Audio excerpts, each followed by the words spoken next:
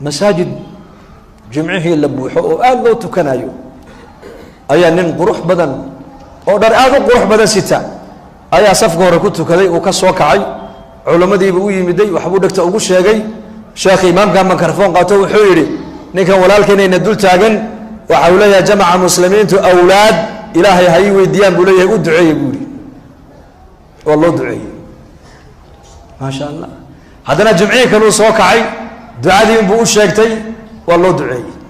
هذا جمعيه سدعات بصوكعي دعاء بقول شيكتي والله دعي نن علماء دي كمدا فكري وياري صفر يسبوا وعلى إيه مسهر دمر قرصتي بوكيلي مركز ما بقرصن بقى أنيسا مسؤولسا دعاء سي مجمع عادني أولياء علماء أوبر ودعيين الممكو عليا لماذا هو وين بليشك خلاف السنة سنة إلهية دي وخلاف سيئة طريقة دي الله مرة يسحنا ممرن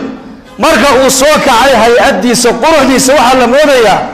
لن أفر دمر له أولي أبنى أن كتحن لكن مركو يري ما بقور سنبا أيا اللي يدور ونمبر باكا قلدنه ورطة سوق قرسو ورطة النمبر كاسكا سو صح لأن مركا إلهي بري طيب هذا الجمعين كلو صوكعي نكي حالات دي سوقايا حواشا كقاربا أيا يدور ورنقا فريس وريا انتو إمام بماشي بفريسية علماء دي ما كنتر وربانيك دعاء الدونية خير كبناي دعاء الدون كي محادو فريسي سيبا لقيلو مركا سوري ورنمبر باكا قلب بورينيك مسكحدو وحكاية القضاء سيادكو قرطيو ده ما بقرسن بيولي إما كل جين دتك ما أنت مسلمينتو إن مسلمينتو أعز الناس دتك الدنيا ده وش شرف بدنية نقدان ما جعل الله يمسه مجعلين بل لك يجعله قاعدة تاك لكن طريقي مسلم بعزيز كل نقني إن أنقاذنا الديار ما هو نهي ومنهم بصدق يجيرك معك دحية اسألكم معك دحية سوما جيرك بس كوي مدي ويتشابهن وحيد هذا هبه والله بصدق طبعا لباتن والله ندميه سنو بدنا كطلب بحياة جير بايري مركا الرأي في عقب سوى جديو وحويري ومثال يعني كورتنا أورتا لصورة صومة قادان جرس قيل لصورة حالا قادة بصدق قورتي ده لصوص ورقولي سي مركا سوص عطا شنقاد الله مغلو دانا الله قدونتو مركا سيجير كودن بايري والله فكرة داسوا فكرة في عن تلا في عن بسوى جديو ونسكر رعني مركا جير كالشيخ وقيبوه بايري وحقاقا يا صوصوري يقول صوصا ما عنده نبي مسلي هذا مسلمين جدا ما انت إني دين تدقيستان إني دين نرشينا كموقته إني مسلمين أعز الناس إني نقضان إني وجعل لحي لكن مركا لقار دين تددال كيجي نيوال بق غير كدمو قشنا يا مركبة وروح ما غير كدمها قشنا غير كهورا قشو يا وديار غير كولا إنه قليو إن شاء الله هذا الله إنك فرحيه نتاجرة أيام مسكين قصوا قالوا دعاء سنة لين أي قرابة يهين وباهنا أيام مركا أقل كيسيب كوي حفيز كيسينا مركو تغن ولا عليا وحولي مسكين كيف وكتب كذا يوم مسكين كالكا كوي ولا كتب كذا بالليل ساد كيف ودح فريست مركز ذنكي تاجركي محسنين أسكت جرو إلهي كحر الموقتة وإله علاقة له إيش كأن بريه مركز كينا الباب كنتو كب حي ودبده كسوجيا لأنه عكسوا قلبي وأركاجي مركز ورجايو مركز وأركانك ودعاء سنايا هذا نقول ورجايو نك ولد دعاء سنة وصلاة سنة أنتو تكذس كالله بريايا مركو كسوا بحي بكويري بعد هذا كويس الله بريه محيط هاي بكويري أنك يا عيد بيقولين ما لها كبر يوتناه هذا هو هاي ستاي ما حد عمل لا تاج ما أنا كان قبل ما نسميه صوبع مين يا الله الله يا مسلم تاجر كل إلهي بو باهن يا هي مسكين كل إلهي بو باهن يا هي madaxdu ilaahay bay u baahan yihiin dhallinyaradu ilaahay bay u baahan yihiin shucuubtu ilaahay bay u baahan tahay ilaahay bini aadamku lamxata cayn kama marmi karaan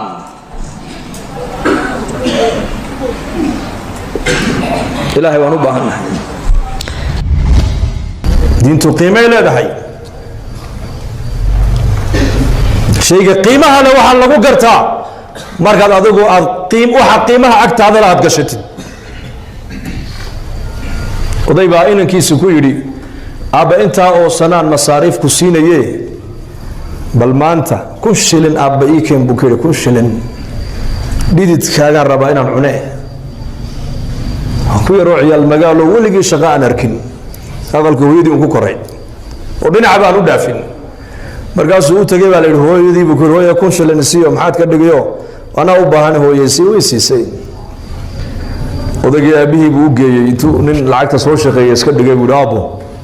waatan lacagtii hoo uu ka qaado dab hortiisa ka baxayay buu 1,000 shilin ku tuuray odaygii markaasuu weliba inankiisiiba hoosta ka yar eego saasuu eegay markaasuu haddana 10 maalmood kadib buu ka yidhi bal beri toolana waan 1,000 shilin aabba waan kaa rabaa fariid baaba tahay adigu ye shaqadaaba taqaanaa 1,000 shilin ii keen hooyadun buu ku yar wareego hooyo lacag siiyo maxaad ka dhigay way siisay hooyo moogta hooyo macaan uu keeno uu ka qaado dabkii uu haddana ku tuuray kiina bul maalin muddo kadib uu haddana yidhi bal maantana aabbo fariid baaba noqotee uu tago hooyo 1,000 shilin siiyo war lacagta beriyahan aad iga gurto horta halkeed geysaa way runta ma kuu sheega ahaa aabba igu yidhi ii soo shaqee anu shaqa ma garanaye isagaan markaa u geeyaa 1,000 shilin oo muxuu ka dhigaa odaygu lacagta wallaahi dab hortiisa ka baxayo buu ku tuuraa isaguna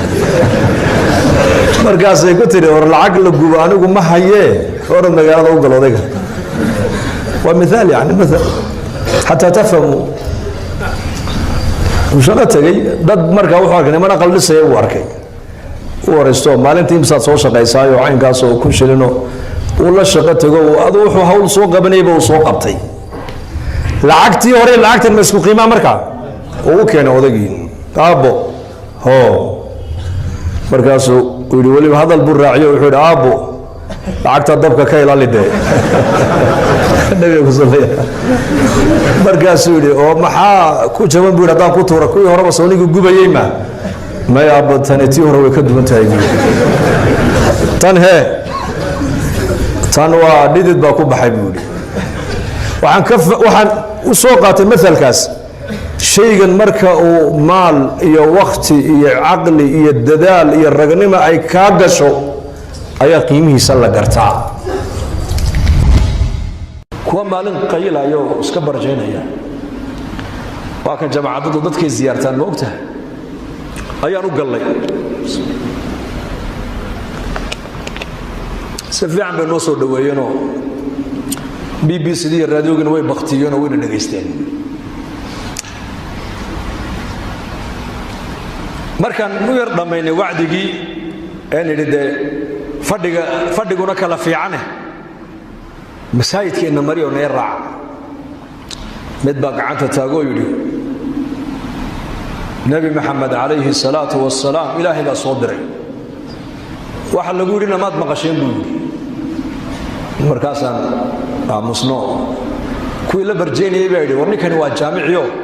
waxbuu inii kordhina ka dhegaysta haye inoo kordhiyo jaadka uu taqsiisan yahay sigaarkana nebiga waxa lagu yidhi maad maqasheen bal noo sheeg fadakir inamaa anta mudakir lasta calayhim bimusaytirin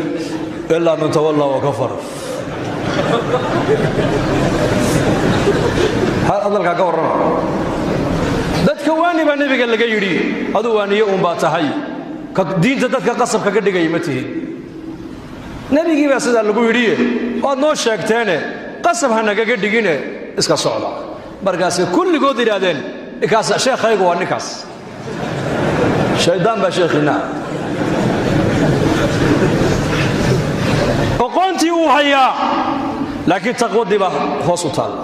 iimaankii baa daciifa annagoo jawlad bari soconna baan nin u tagnay Soomaaliya oo la yidhi ninka waa Soomaali waa nin meel fadhiyo khamri cabaya wadannada gaalada markaasaan u tagnay assalaamu calaykum markaasaan calaykum assalaam xageed ka timaadeen meesha ma miskiid baa meesha salaamu calaykum tanaleedihiin buu nagu yidhi maye dalkii baan ka imanno qaaraddii afrikaan ka imanno ininkaani soo buuqanno inaad miskiidka noo raacdaan doonayno miskiidka ah diinta ayaa ni bar ininka buu yidhi diinba ma taqaanaan sawka ilaahay yidhi maa laa taqrabu salaata wa antum sukaara xataa taclamuu maa taquuluun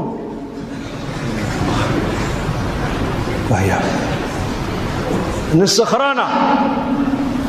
oo aayaddu daliilinaya eg macluumaadka uu hayaa laakiin yaqiintii iyo iimaankii baa daciifa markaasaan ku nidhi laa baas na raac sidaa nagu raac nima raacayo na raac jamaacadda intii kalead soo salaamaya na raac ilaahay fadligii ninka sidii buu nagu soo raacay jamaacaddii buu la dhegaystay habeenkii buu nala seexday subaxdii markuu kacay ee khamraddii ay ka bacday uu arkay miskiid laga dul eedaamayo uunbuu telefoon qaatay oo wuxuu yidhi uun ayaa meeshan i keenay ii sheegay buui waan xidhibe booliis baan ugu yeedhayay waddankan haddii booliis lagugu yeedho waa khalaas waa lagula tegi uun markaasaan idhi aan cidba kuuma yidhi naga raalliha waa iska socow bas iska socow markii dambe raggii noo sheegeen waxay nagu yidhaahdeen ninkaa waddanka markuu soo galay caalim buu ahaa weliba masaajid waddanka ku yaalluu imaamka ahaa bay nagu yidhahdeen maantana dariiquu khamriga ku cabbayaa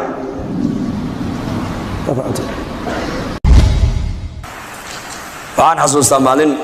sanadkii horaan u malaynaya bishii November bisheedii diyaarad baan ka raacnay Djibouti waxaan u soconnaa Addis Ababa Ethiopia Airlines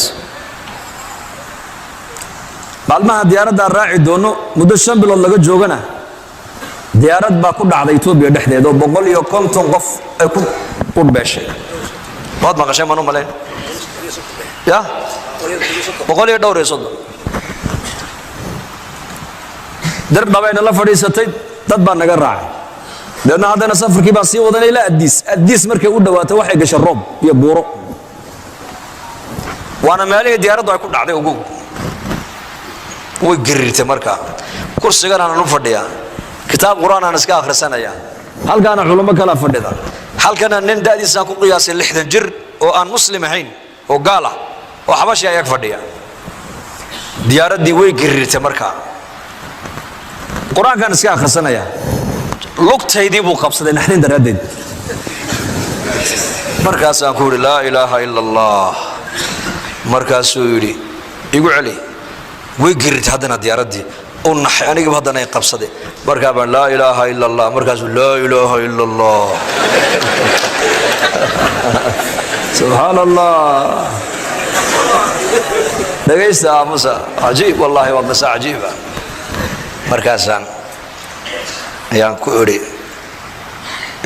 maxaad la cabsoon baan ku iri odayadaaba hamay cabsoon odayada marka aniga la socday niman culimo reer Djibouti bay ahaayeenoo ijtimaac ka dhacay Addis Ababa ayaan u soconaa way iska hurdaniyo ku markaa kursiga dusheeda iska quurinayaan markaasaan ku iri kuwa hamay cabsoonayaan adu maxaa la cabsoon wuxuu yiri kuwaasi way shaqaysteen anu ma shaqaysan buu yiri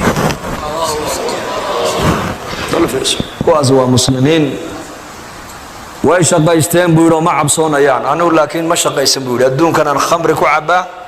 fisq iyo fujuur iyo balaayo iyo macsiyaan ku jira maxaa markaa wuxuu yiri anu islaam baan u baahanahay buu islaam inaan islaamaan doonayaa buu yiri hadalkii haddana socday girirta diyaaradii markaas haddana lugtii qabsaday war isiida laa ilaaha illa allah markaas iga dabeeyo laa ilaaha illa allah diyaaradii markay nala fadhiisatay baan fursad baan helay waan ka faa'iideystay waxaan ka yiri waa inaad islaamtaa wuxuu yiri islaamnimadu bariyahan oo dhan maskaxdayda ku dhex guuraysaa buu yiri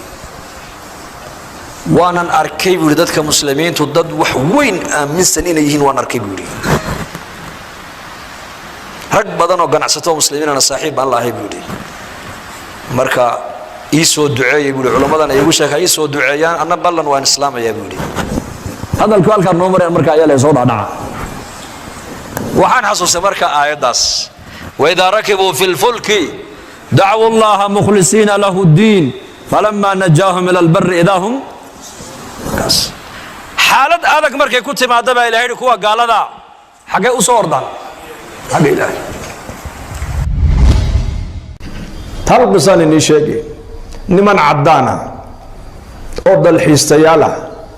xeeb bay marayeen, meel xeeb ah. xeebtii waxay ugu tegeen nin muslim oo dhallinyaro ah oo xeebta iska jiifa, badda dhinaceega iska jiifa. way kiciyeen, waxay ku yidhahdeen meeshan maxaa ku dhigay? wuxuu yidhi waxaan ahay kalluumaysto, baddaan ka kalluumaysanaya oo khaydkiibaa badda iigu jiro, halkana waan ku xidha lugtayda. marka kalluunku marka uu galo khaydkaasi, dabeedna waan lugtaydaa dhaqaaqi, waan kici, waan soo saaran, waan iska karsadaa, dhowr xabadoodna waan qaataa, reerkaygaan u geeyaa buu ka yidhi. way ka naxeen markaas, lacag bay iska soo ururiyeen, lacagtii bay u dhiibeen, lacag aad u fara badan. wuxuu yidhi maxaan ka dhigaa? waa qiso maal yani. waxay ku yidhahdeen lacagtan waxaad ku iibsataa shabag, fahmaysaan baan u malayn. shabagaabaad badweynta ku tuuran, halkaad 2 iyo 3 maalintii aad qabanayseen 20 baad qaban. markaasuu yidhi kadibna waxay yidhahdeen in muddo ah sidaa u shaqee, lacagta yar ururso, doon yar baad marka dambe iibsan doontaa, enjin yar baad, mooteer yar bay leedahay, badweyntaad ku dhaadhici doontaa. halka maalintii 20 aad soo qabanaysay 100 kalluun baad soo qaban, ilaa 200 oo xabadood. markaasuu ku yidhi kadibna, markaasay yidhahdeen in muddo ah sidaa u shaqee, magaalada halkan suuqa khudaarta iyo hilibka lagu iibiyaad meel ka furanaysaa, halkaasaad markaa ku iibinaysaa, dadkao dhan baa ku baranaya, nin caamaad wadanka ka noqonaysaa oo kalluunka lagu yaqaano. hebel kalluun labaa lagu odhan markaas, hebelkii kalluunka iibin jiray. markaasuu kadibna dhowr sana sidaa u shaqee, haye lacagta ururi, baanka dhig, kadibna laashkan dheereeya ee badweynta u dhaadhaca ayaad iibsanaysaa. fadeed, annagu xaggeega fadeed baan idhahna, jabuuti fadeed. kaabaad iibsanaysaa, baddaad ku dhaadhacaysaa, dabeedna waxaad soo qabanaysaa dhowr 1,000 xabadood baad soo qabanaysaa maalintii, iyo weliba khayraad badan oo badda ku jira. markaasuu yidhi kadibna gobollada waddankao dhan baad ka furaynaysaa markaa branch, meelo maaragtaani aad ku iibisad kalluunka, waddanka dhanba kalluunka adigaa siinaya. markaasuu yidhi kadibna muddo sidaa u shaqee, haddana 5 sano 6 sano lacagta ururi, waxaad iibsanaysaa marka dambe warshadii saaradiinka samaynaysay. markaasuu yidhi kadibna warshadaasi markaa way shaqaynaysaa, waad shaqaynaysaa, way shaqaynaysaa, adduunkaad u kala diraysaa. markaasuu yidhi kadibna qasri weyn oo villa ayaad dhisanoo si fiican baad u seexan bay ka yidhahdeen. wuxuu yidhi hadda markaad ii timaadeen baad hurdayga kicisayna buu yidhi. wuxuu yidhi ma hurdo un baan intaa u maraa buu yidhi, soonigii hurday maa iminkadan. waxaan ka wadaa macna isku aragti ma lihin.